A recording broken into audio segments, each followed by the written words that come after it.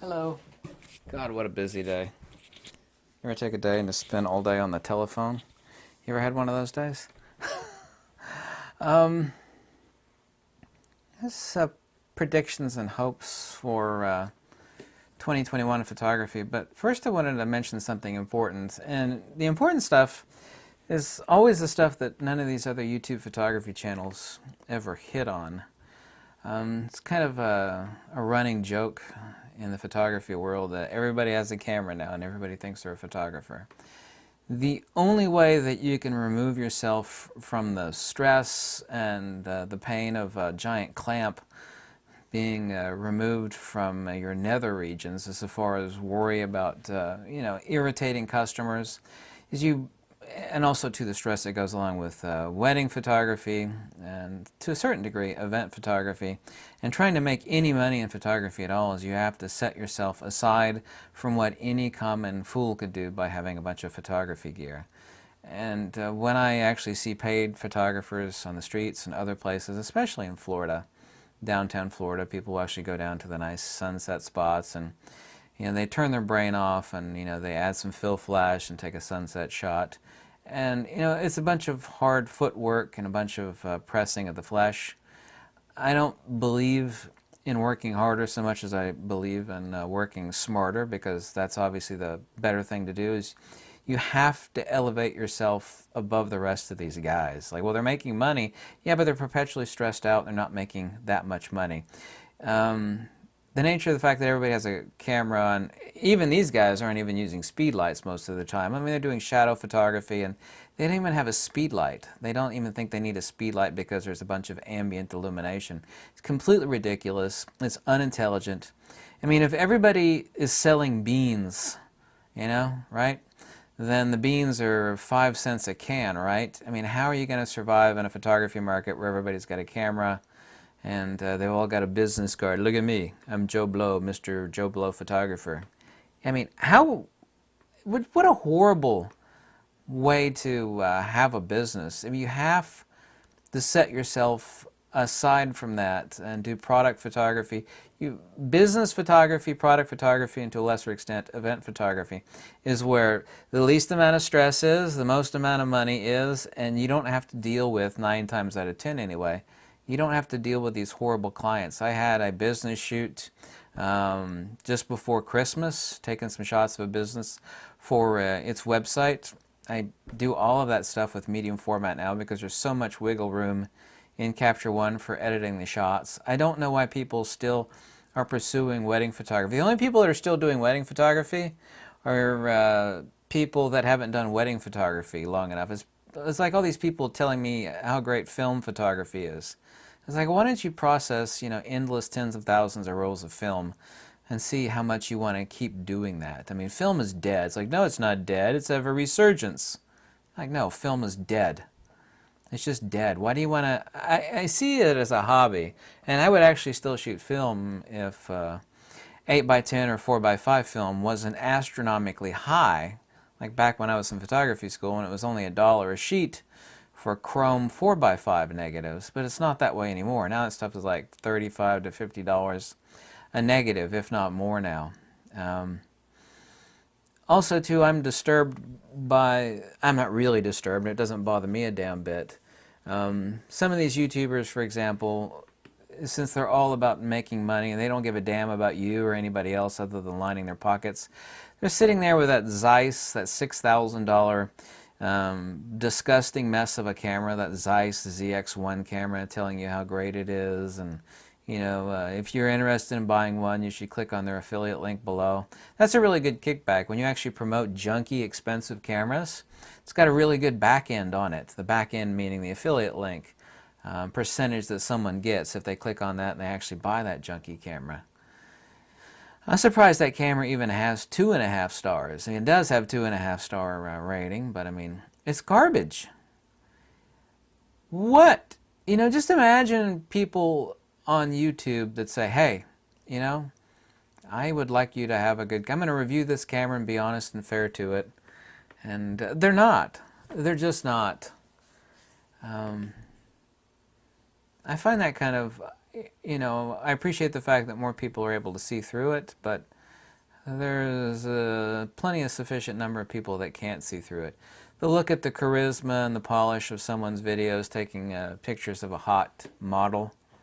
Look at that, man. He's using that Zeiss ZX1 to take pictures of that hot model, man. I want to do that. I'm going to get me that camera. This camera's a piece of junk. It's a piece of junk. That's not the only camera like that. I'm only using that as a recent example.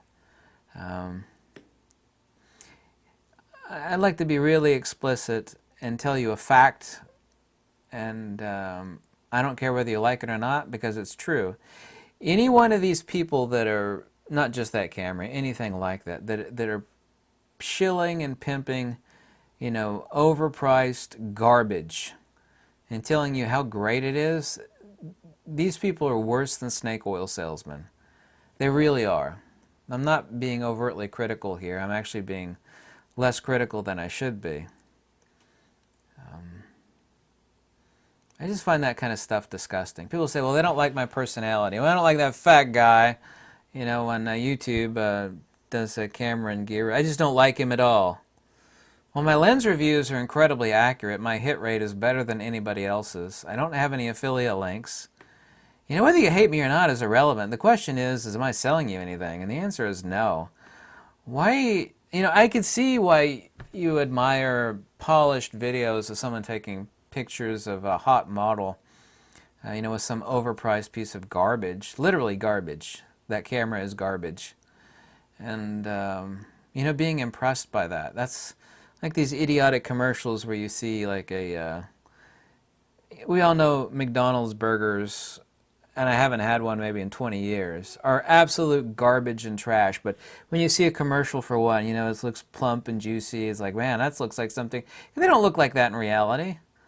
All these idiotic videos designed to wow and dazzle you and get you to buy junk that is junk, and overpriced junk like that camera and other stuff like it. It's dishonest, it's vile, it's disgusting, and it's literally worse than being a snake oil salesman. It is worse than being a snake oil salesman. I hope 2021, and it should be the case, that a lot of these camera manufacturers, especially Sony, will stop making endless cameras that are just slightly better than the one before it. Tell me if you agree with me or not. I think that the world needs a whole lot less of that. These camera companies need to put out a few really good models, or even not a few, just a couple really. But I know all these companies are about money, every single one of them. That's understandable, but making these self-obsoleting cameras that are, ancient junk within 6 to 8 months, that's not good for anybody. It's not good for the consumer. I know it's good for their bottom line, but people are not buying that anymore. They're just not doing it. Times are tough. Nobody, half of photography is hobbyist stuff that people use for travel. Well, nobody's traveling these days. So these camera companies for 2021 need to stop making 100 different models with minor differences. It's just not good. I noticed that all the photography YouTube channels, not that I really care to keep tabs on any of them, they're feeling the pinch from what they've been doing, especially in hard times. Unless you're using your camera as a working tool to make money, then it's a hobby and it's an indulgence. And the first thing to go in hard times is an indulgence. And these other YouTube channels that are shilling and pimping this overpriced garbage, they're feeling the hit. I've never done that. I have praised some expensive stuff because it's good, like some GFX cameras. I mean, expensive compared to what? But I think 2021 is going to even be tighter than 2020 as far as the camera world goes. I'm 99% certain on that one. But if you're making money in photography and you're doing it in event and wedding photography, which wedding photography is completely dead or 99% dead, Product photography and business photography is not dead at all. It's still going strong. And when you do that stuff, you separate yourself out from everybody else. Look at me, I'm a photographer, I got a camera, here's my business card. Let me know if you want to do a wedding or a portrait session down by the riverside when the sun set, you know. Is there money in that? Yes, but not really, especially these days. People are not doing that. They're like, I'm not going to pay in hard times when I'm struggling. I'm going to, you know, give my iPhone to Grandma and have her take a picture of us down by the dock. I mean, that's good enough of a portrait for me. I mean, current iPhone cameras are 12 megapixel, which is the same megapixel count as a Nikon D3. Make a nice 8x10 image from it, print it out on your homemade printer. People are just not going to pay you for that.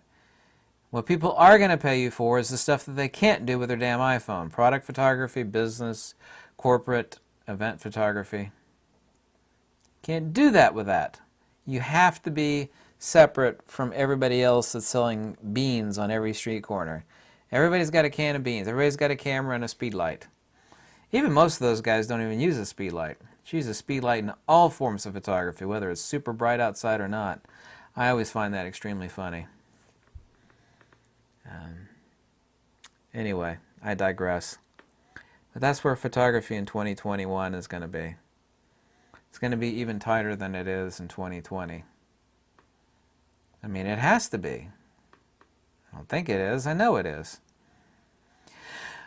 Anyway, happy 2021. I feel a whole lot better ever since taking apple cider vinegar, by the way. Have a good one.